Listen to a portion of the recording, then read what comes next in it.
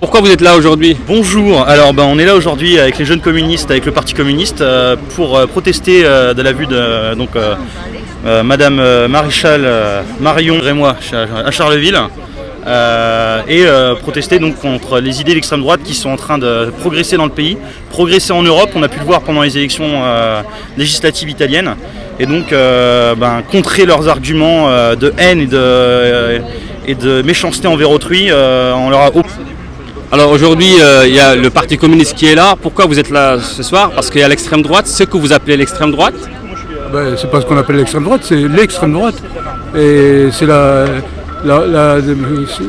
représentante de Zemmour dans le département qui vient dans le département. Nous ne pouvons pas laisser passer cette initiative sans manifester et sans dire notre désaccord avec les orientations politiques que défendent. En fait, c'est un parti de la haine, c'est un parti de l'exclusion, notamment contre les étrangers.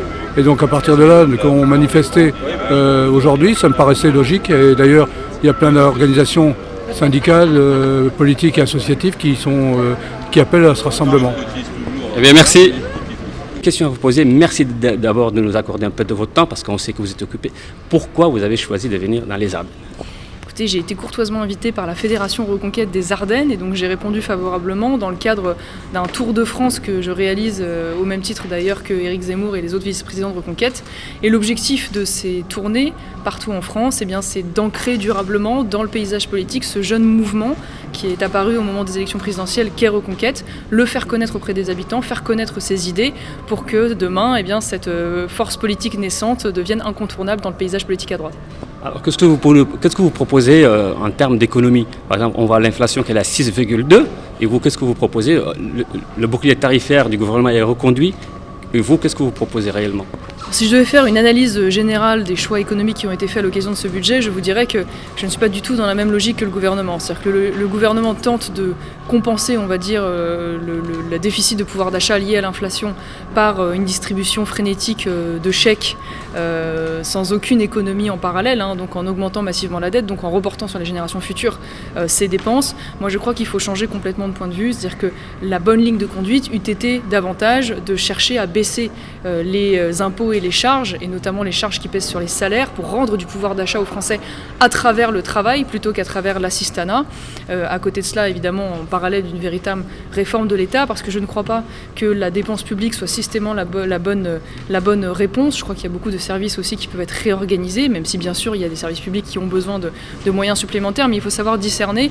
Là, j'ai surtout le sentiment qu'on est dans une espèce d'escalade de dépenses qui peut être extrêmement dangereuse parce que vous savez qu'on a appris récemment qu'une partie de la dette aujourd'hui a été contractée avec des taux d'emprunt liés à l'inflation. Donc c'est quand même quelque chose qui peut nous exploser au visage du jour au lendemain. Et moi je tiens à l'indépendance française et l'indépendance française elle tient aussi au sérieux budgétaire. Et donc pour cela, je crois qu'on aurait gagné à avoir une rigueur qui se tourne davantage vers le travail.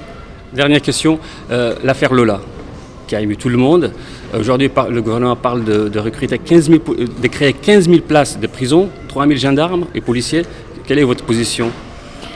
Écoutez, très bien, ça fait des années qu'il nous annonce cela, donc j'espère qu'un jour on passera des paroles aux actes, puisque ces créations de prisons, déjà dès le premier quinquennat d'Emmanuel Macron, on nous avait fait de belles promesses. Moi ce que je crois, c'est que si bien sûr il faut des moyens supplémentaires au service de l'intérieur et de la police. Il faut bien comprendre que la question du laxisme en France tient principalement aux carences liées à la justice. Et que vous aurez beau mettre un policier par rue partout en France, si derrière, évidemment, il n'y a pas de place de prison, si derrière les décisions ne sont pas prises de manière rapide, si derrière le juge d'application des peines fait sortir les personnes condamnées alors qu'elles n'ont même pas réalisé la moitié de leur peine, vous contribuerez bien évidemment à un sentiment d'impunité qui entraîne la situation que nous connaissons aujourd'hui.